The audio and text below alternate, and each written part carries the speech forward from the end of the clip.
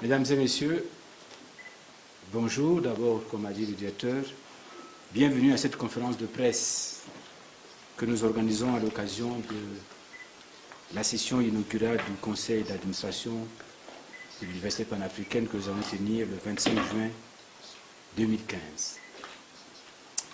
Avant de faire une brève présentation, je voudrais reconnaître parmi nous, parce que c'est un honneur qu'ils me font et qu'ils nous font également, je voudrais reconnaître la présence du professeur Mouete et du professeur Paulo de Carvalho, qui sont respectivement le président et le vice-président du conseil d'administration de l'Université panafricaine, dont la session inaugurale se tiendra demain, et le 25 juin, c'est-à-dire après-demain. Très brièvement, je dois vous dire que le conseil d'administration, comme tous les conseils d'administration ici, est l'organe suprême de l'Université panafricaine. Le conseil est composé de 28 membres pour un mandat de 3 ans, composé essentiellement d'éminentes personnalités. Je viens de citer là 2 professeurs. Il y a des membres de la Commission de l'Union africaine, il y a des représentants du pays, dont le ministre qui est le président de la COMEDAF, il y a des membres des communautés économiques régionales, il y a les membres de l'UNESCO, particulièrement la directrice adjointe Afrique. C'est pour vous dire que c'est vraiment des personnalités imminentes qui composent le conseil d'administration parce que, comme nous avons dit, c'est l'organe suprême de l'institut que nous voulons qu'il soit un institut d'excellence, une institution d'excellence. À côté du conseil d'administration, l'Université panafricaine comporte comme organe, bien sûr, le rectorat, parce qu'il faut un exécutif. Sous le rectorat, il y a un autre organe de consultation, qui est le Sénat, qui est rattaché directement au recteur. Et au niveau de chaque institut, il y a le conseil de l'institut.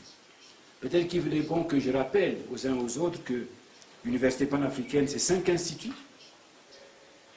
Un institut à Tlemcen au nord, qui est chargé de l'énergie, de l'eau et des changements climatiques.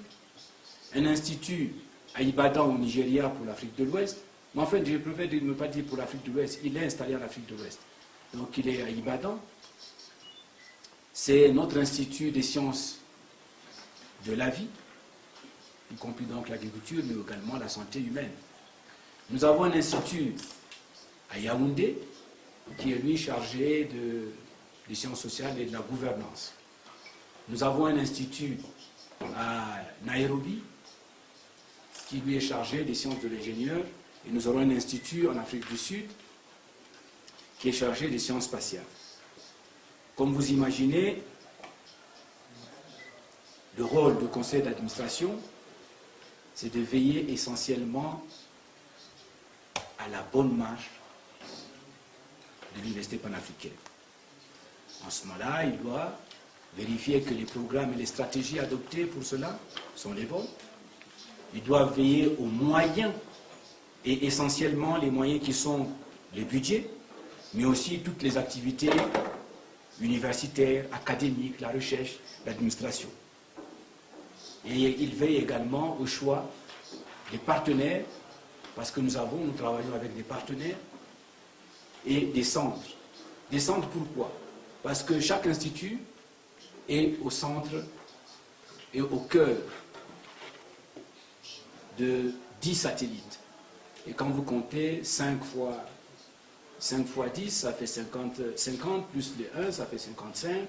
Donc l'Université panafricaine, en gros, c'est 56 institutions, parce qu'il y a le rectorat avec, mais nous avons la possibilité que ce que nous appelons un centre peut en réalité devenir plusieurs centres.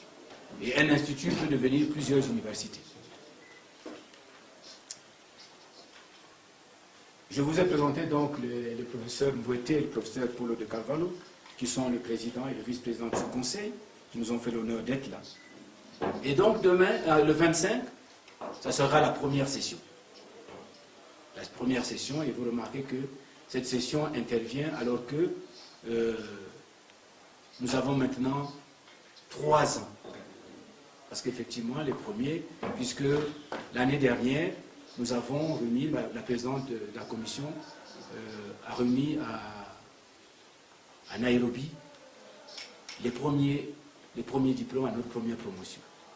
Donc vous comprenez que nous avons eu beaucoup de retard, mais c'est avec vraiment beaucoup de joie et beaucoup de fierté aussi que je voudrais annoncer que à partir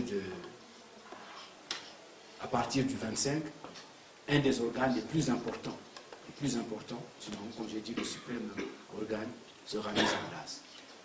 Voilà, mesdames et messieurs, cette brève présentation, mais comme on a dit, je me mets totalement à votre disposition pour répondre à vos questions. Et aussi espérer par là que vous saurez porter, non pas mon message à moi, mais savoir traduire auprès de vos auditeurs et vos téléspectateurs la place réelle que doit occuper l'université panafricaine au sein du monde universitaire, mais au sein de l'école d'une manière générale.